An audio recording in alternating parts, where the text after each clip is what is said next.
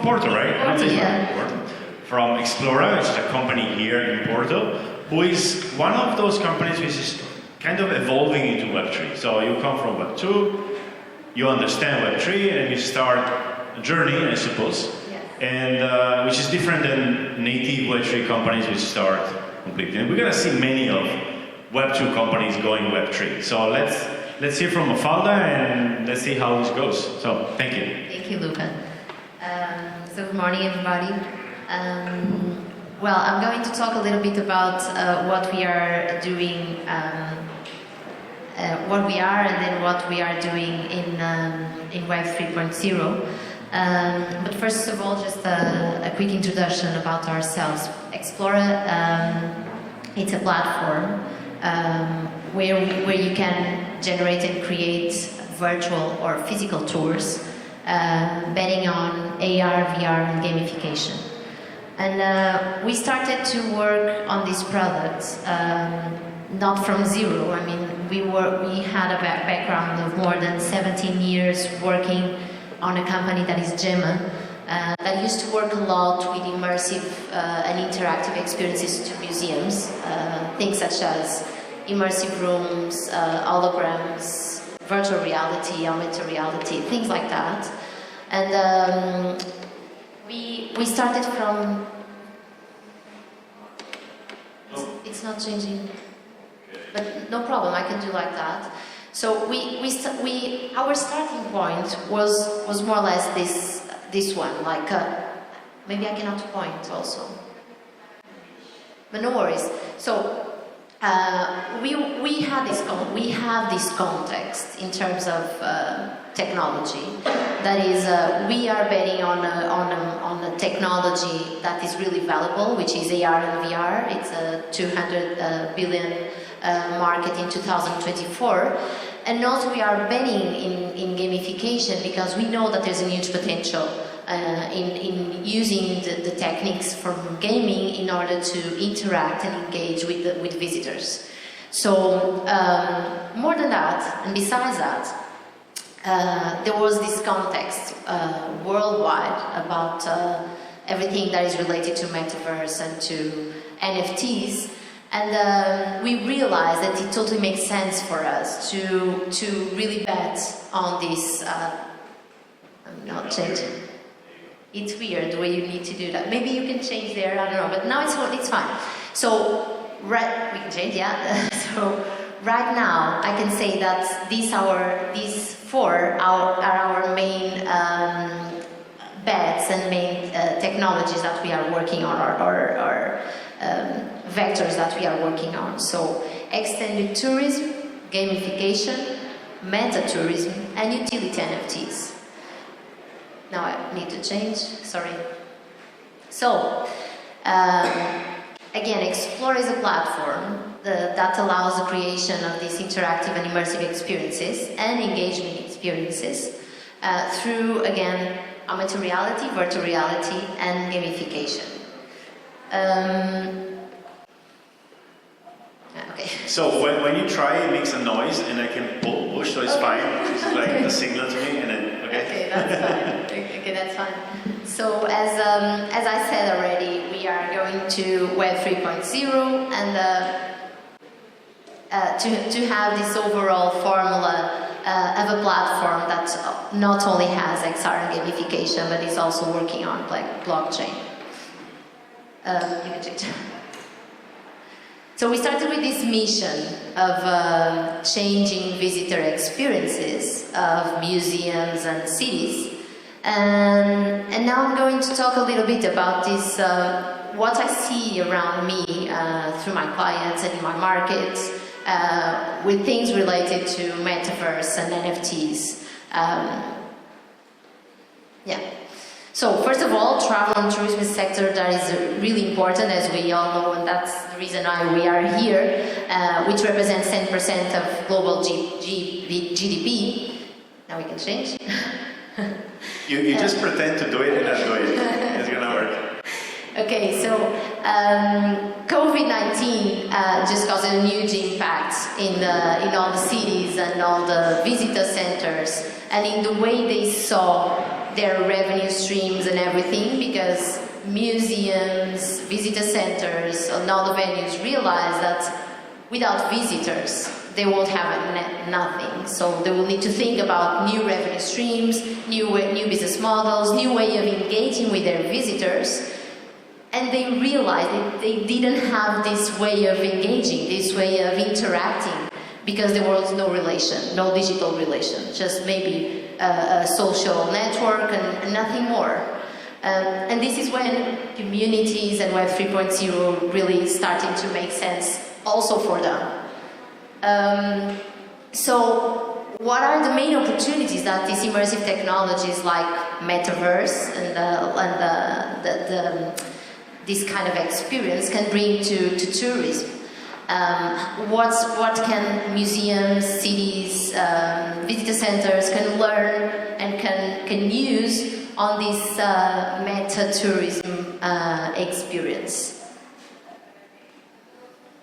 Yeah, I already talked about this, new ways of monetizing the experiences that all museums realize that they need to do. And everything started from a really basic way of going virtual. So since COVID, we realized, and we saw a lot, that museums and visitor centers, as they didn't have a relation with their visitors, they started to try to go in virtual. Which doesn't mean that they went to Metaverse. They tried to have their own virtual tours. They tried to have their doors open on an immersive way. A virtual tour with 360 experience, sometimes with glasses, but that was all. Okay, then we saw, while we were in COVID, we saw that there were some phenomena that were happening around these virtual tours. So Amazon Xplora launched virtual tours. We saw that there were more than 5 million visits worldwide for virtual tours. And there was an interesting report from World Travel and Tourism Council that was saying that this rise of the virtual tourism was not something that was only for COVID. It was something that was here and was here to stay. Because then all the museums, all the cities that tried to do this, they realized that this was an interesting tool after COVID too. So they realized that they could have another door that would be open to their visitors in a totally different and immersive way, and with a huge and large community out there, because they were not only talking to their physical visitors, they were talking to the world. They were talking about interacting and hosting the whole world to their own museums. And this is I think that is a really important question about, does this mean that these museums and that these cities are converging and are really thinking about Metaverse? Giving right now just the answer and my thoughts on that, I really think that right now it's not. This is not happening. I mean, people or museums just think that they want to. They sometimes try, but they are not really on it right now. So, what I believe is that, of course, there is a huge potential about that, and of course that museums and cities realize that there is a huge potential, but maybe they are just starting the first steps on that. So, we know that the Metaverse market is a huge market that is expected to reach 280 billion in 2025. So it's massive, and we all know. We know also, and I think that the most of, or the ones that are already interacting with this already knows about this, but there are 43 million users a day in Roblox. And this is something that we cannot ignore anymore. And people are there. People are starting to be there. The communities are there in the Metaverse. We just need to push and to get all the other entities and I would say companies to go there, which started to happen. We know that we already see Christie's, we already see Samsung, so many companies are already in Metaverse, but we need more. Who knows Roblox here? Can you raise your hand? Okay. Ah, okay. Well, for those who don't know, well, if you have a son or a daughter, it's basically where they go and never come back. It's like they live there, and it's actually amazing. It's actually the only metaverse I know is Roblox, because they go and play with their friends. I can't explain it.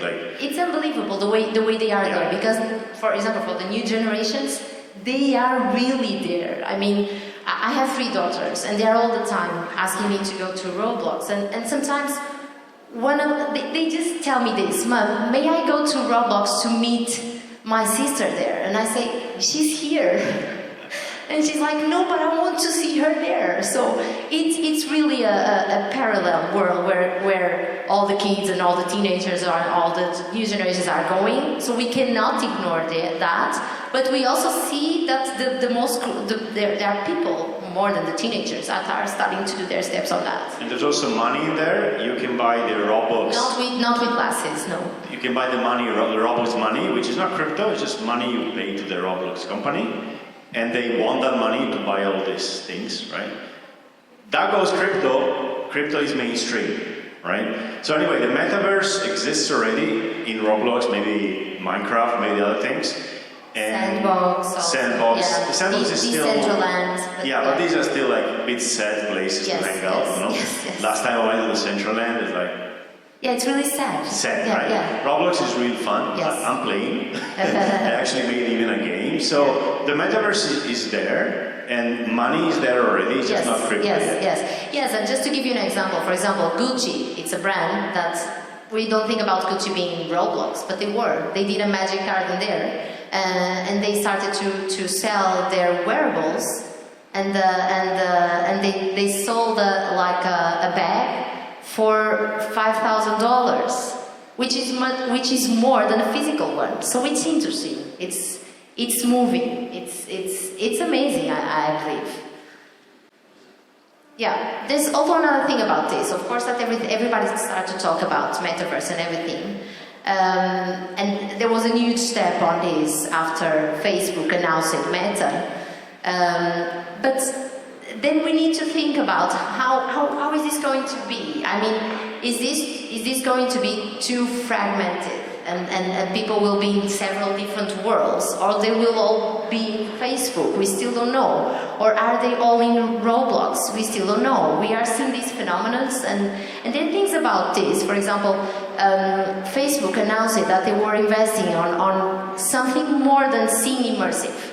And when you talk about going immersive into another world, you need to think about all the other senses. Do you feel? Do you touch? Can you smell? And this is something that Facebook says that is also investing on, because it's an issue. You only go totally immersive when you really feel, touch, smell, right? So there's several other senses that you need to explore. As I said, I came from a background where we work on that, but we could work on that on a room, for example, where we can have senses there, you can have smells, you can have a hot moment there, or then water, or things like that. But when you are in your home looking at a computer, you cannot have that. So there's several things about that companies are exploring. Then talking about applying these to tourism. I don't know if you saw, but Seoul just announced that they were going to be the first city on Metaverse. Why is this interesting? Because it's a government entity that is going there to meet their locals, to interact with them.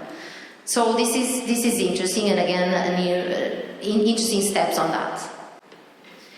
Also, this is more about an interesting thing that is Ireland just bet on a game to show their landscapes to tourists, okay? And they did this not just in case. They did this because they saw that with these games they could reach 150 million users that could look at their landscapes and think about traveling to Ireland. So it's an interesting way, again, of doing and communicating and doing marketing and communicating with the travelers. Another thing about visitor centers is, and now talking about a football club, is what happened with Manchester City. That just announced that they are going to be our metaverse too, with their stadium. And again, when we are talking about football clubs and you involve emotions and you involve your fans, you are really talking about the community worldwide. You are really talking about not only hosting your fans in your stadium, you are going to host them in your virtual stadium worldwide. So you can reach everybody in the world. And this is when this is really interesting. Also, talking about museums, what I can see is that my clients, museums, they start to believe on this because they know that the new generations are there. They know that they need to be there. They just don't really know how to do that, and maybe they want to see the others going first. And there is this Serpentine gallery that just introduced themselves in Metaverse, which was really a really nice event or moment, where they partnership with Fortnite, and they did have an exhibition that was physical and also in the Metaverse. Also, National Museum of Korea, they opened a server in Minecraft, which is a huge game, as you know. And this was like a small part of the museum for kids, where kids could visit the museum on Minecraft. So, talking about the main challenges and opportunities for meta-tourism, I would say. I just mentioned here some thoughts that I always think and see around in several moments and several, I would say, conferences. Is that there is this thing about digital. What is digital creation in Metaverse? What is a creation on a museum on a Metaverse? It's interesting because if we start to work on this, maybe the exhibitions might be more I would say more reactive, more flexible, because you can build a new exhibition really fast, and they can react to the cultural trends, which is interesting. Also, there's a thing about the adoption of 5G that is also important and we cannot ignore when we are talking about Metaverse. Because if we say that people are all the time in their mobile phones and not in their laptops, maybe we need to give them access to 5G in order to have a good experience in Metaverse. So there's always a thing about performance when you are talking about Metaverse and virtual worlds.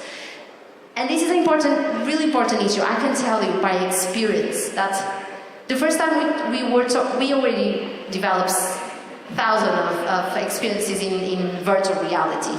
But when you talk about Metaverse, you are talking about doing that with your door open to the world in real time. And then you start to talk about performance, then you start to talk about how many users can be at the same time. And this is an issue. And this is and talking about performance, you could say that it's a huge problem right now to create a realistic world in the Metaverse with a good performance without demanding people for downloading something for their computers. They don't want to do that, so they will go to a web browser, and if they will go to a web browser to have a good performance, it needs to be with that look that you saw in the previous slides. It's kind of a kid's thing still, when you look at it. It looks like that. When you look at Decentraland, when you look at the other Metaverse, it looks like a kid's thing. But it's not. And we cannot, right now, we don't have the tools to do something that is really realistic, with a huge performance, and with everybody in the world going to the same server at the same time. It's an issue. When you talk about Metaverse and when we talk about putting museums and cities on Metaverse, you are all the time talking about looking at new generations, because for some of you, you might find weird to be there in that parallel world, but for them, as I said, it's pretty natural. They are already there. They live with that. Yeah, there's an issue about these things about business models, which were already mentioned. That is, we we saw that museums and city just realized that this is important, also because they wanted a new way of monetizing their experiences, because they didn't have revenue because the doors were shut. So this is a way of having new ways of new revenue and new business models, and the opportunity is here for that too. When we talk about metaverse, we talk about new professions, which is really interesting. We can talk about having a virtual tour guide that is there on metaverse hosting you. You can talk about virtual real estate agents over there. So the world, the new professions are there. And it's amazing. They are really there, and it's happening. For example, if you talk about the fashion designer, you can talk about the fashion designer on metaverse, because they need to develop wearables for voxel kind of human, which is a whole new world of professions. Then also, the idea of talking about metaverse and not virtual tours, as I said, is to have a moment of socializing and going to a museum together with my friends worldwide. I can be with a friend of mine that is in I don't know, in Germany, another one that is in the United States. Of course, we need to set up the right time so we can go worldwide, and we can go together with our friends in our homes, and this is really interesting. There's a huge, I think that there's Luke already mentioned communities, and there's a really important thing about this.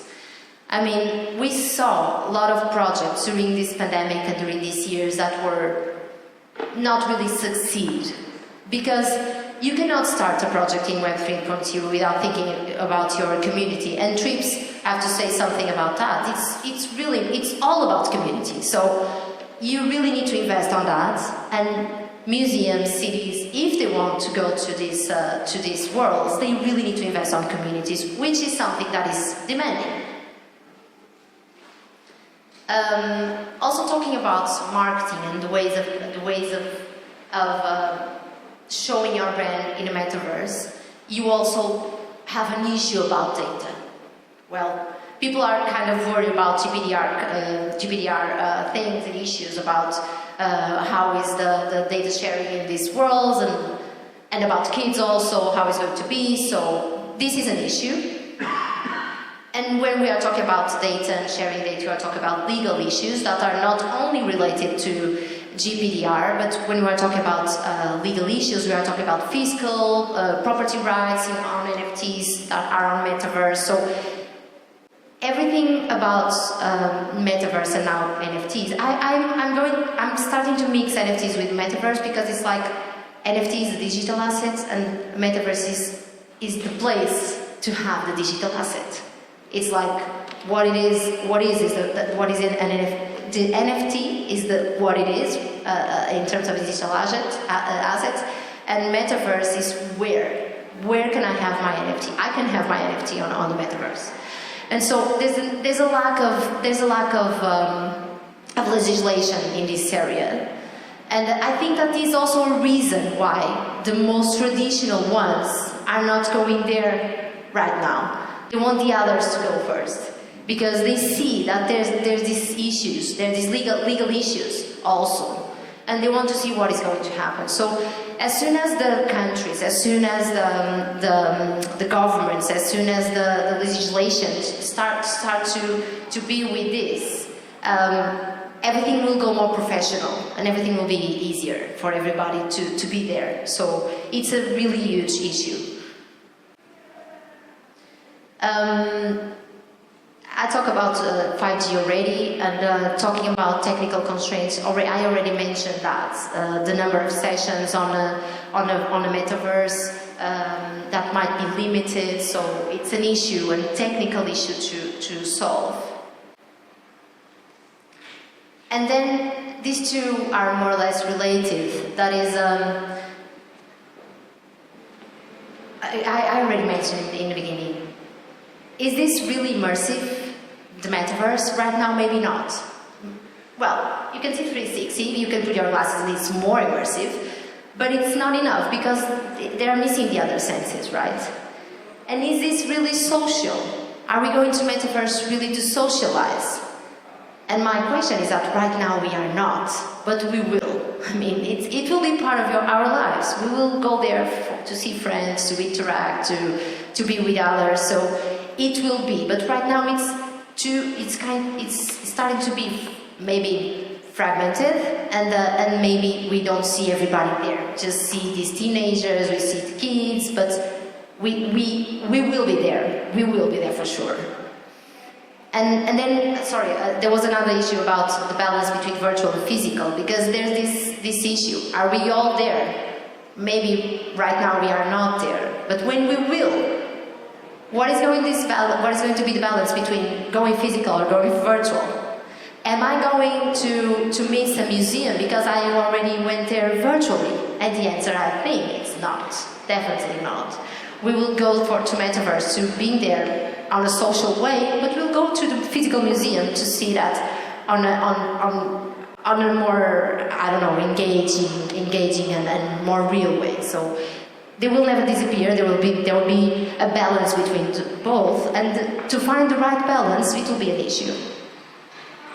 Now talking about NFTs, and I'm going to talk about NFTs as an opportunity for tourism and culture, because it is. And there are several institutions that already realize that. We already realize that, and we are introducing NFTs as collectibles and as part of our gamification system. But talking about these opportunities, well, everybody knows what is an NFT, and everybody knows that if it is a way to have an ownership to a digital asset, so for the artists, it's amazing. So NFTs just open a door to the digital artists that they can even imagine. And it all started with people.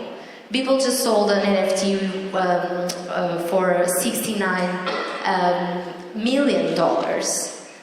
And it is a digital asset only, but it's a really valuable and interesting digital asset. And everything started in terms of art, or I can say that the first steps were with these people moments. And it was interesting because when that happened, I went to several conferences and I talked to a lot of artists, and I started to hear things such as, now I'm a designer, I'm a digital artist, I can have my own business selling my art without developing some kind of art that I don't believe for my client. So this is not there anymore. I can have my own business that is all about this. And also for photographers, for example, that they just started to do that too. I don't need to work for that company as a photographer. I can do my own photos and I can sell them as an NFT, which is amazing. A small interruption.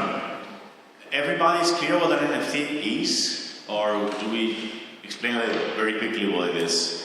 Anybody would like a quick explanation? Sebastian. At the very basic level, maybe you can try that. It's like, suppose that the internet is a place, right? So, the internet is a place. It's just not physical, right? So we have this reality, then we have forget the metaverse, the internet. We go there, we work there, we communicate, we meet people, we make money, we spend money, right? In this place, in this universe, or in this continent, which I prefer to call it, there are two kinds of things. There's money and there's stuff. Money is the cryptocurrency, right? So, if I give you a Bitcoin, it's like if I give you $100, whatever. NFTs are stuff. Everything else is an NFT. So I represent stuff online as an NFT. And an NFT is basically a property title. So, before crypto, I couldn't give you anything. Whatever I gave you on the Web 2 or Web 1 was only information.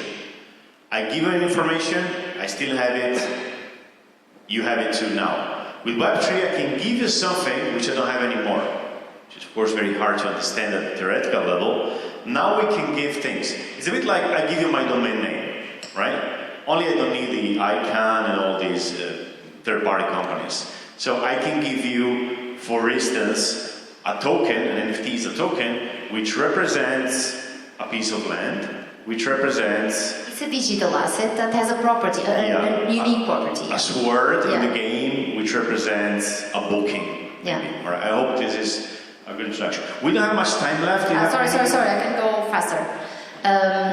So we can change now. Yeah, this is people, we can change. There are some steps that are being done with museums and NFTs. This is an example with British Museum. You can go ahead, Lucas, sorry. Also, Fizzy Gallery sold an NFT for 170,000, which is also an important step on this on NFTs with museums. Go ahead.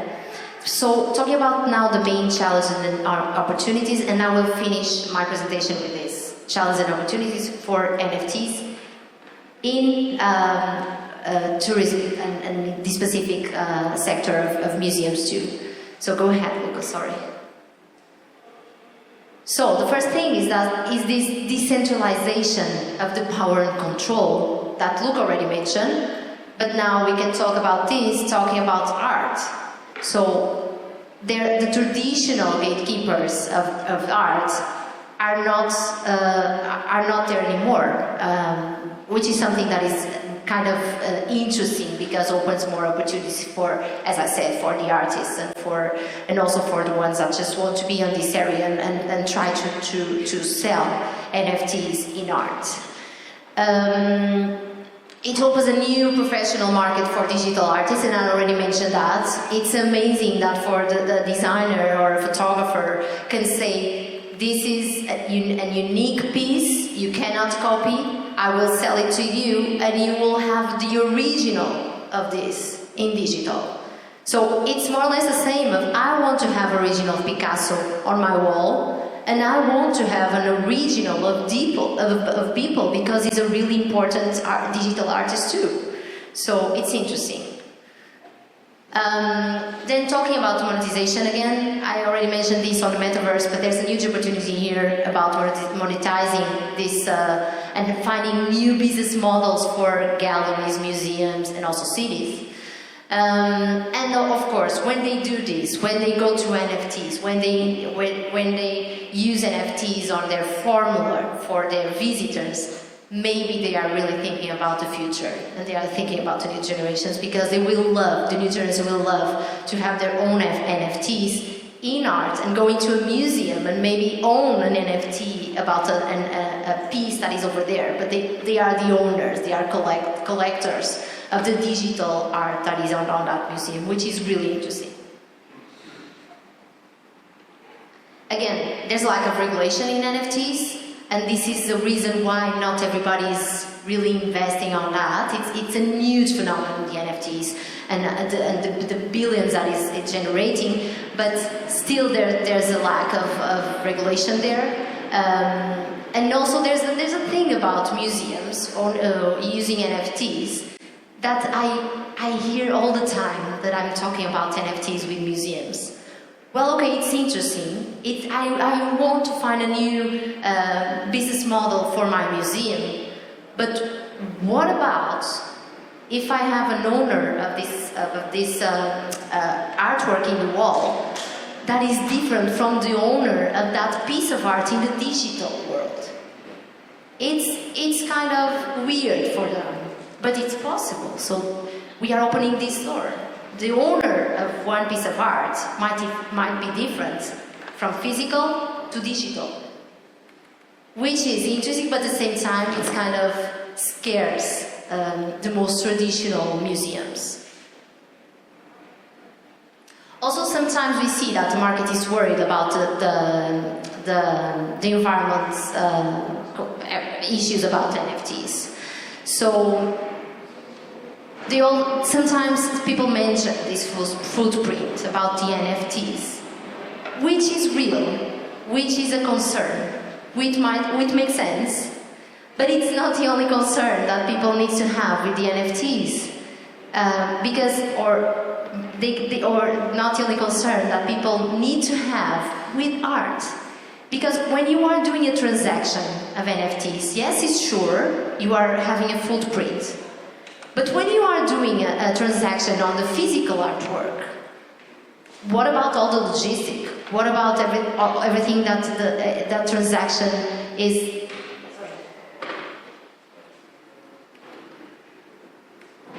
Yeah. What about the transportation and shipping of the artwork? It's also a footprint there. There's also a footprint there, and with NFTs it's the same. There's a footprint about doing this transaction.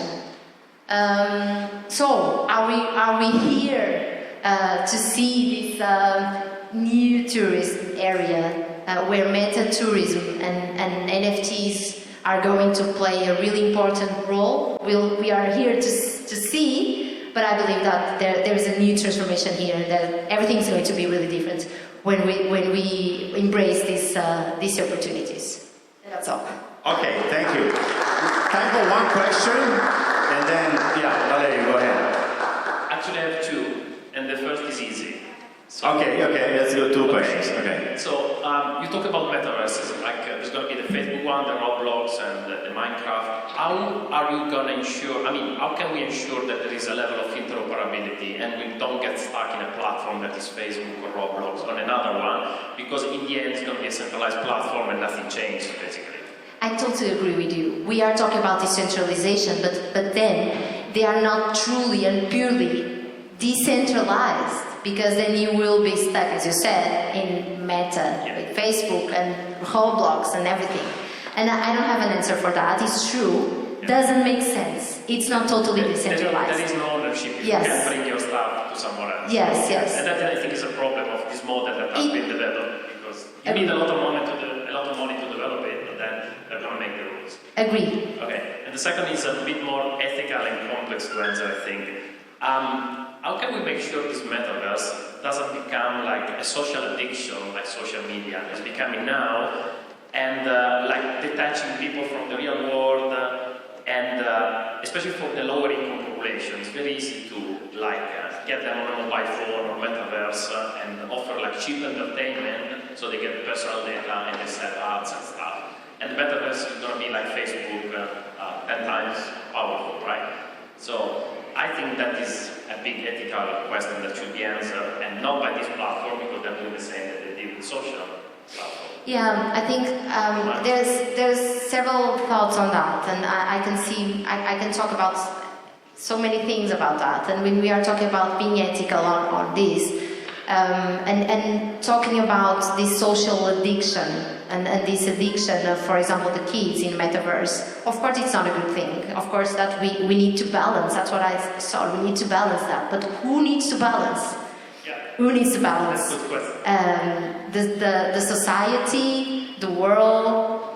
For sure that Roblox is not balancing. Exactly. But maybe when legislation and when legal start to have a word on that, and maybe when the society realize that maybe it's not only that and we need to find a balance, it will happen. But I think that it's a huge problem to see the balance between the physical and virtual. And it's a problem, it's an ethical problem about promoting something that we know that socially it's not good, or I will say differently, it's good, but only if it's balanced with the real world, and it's difficult. Thank you. If I can add an answer, getting people addicted to the metaverse and stuck on a screen is actually the plan. That's my idea. Not my plan, but the evil plan. No, it is, yeah. But that's, it's a very important question, and yeah. But again, it's about decentralization, because if you allow the centralized platform like the big player to develop this, for sure they're going to do this. Yeah. So you have to ensure that people probably in this room or wherever, that there's going to be an interoperability needs to have that, between all platforms. Yeah. So you can leave if you want and go where it's better. Yeah, it's true. But if you get it's logged true. in again, nothing is going to change. Yeah.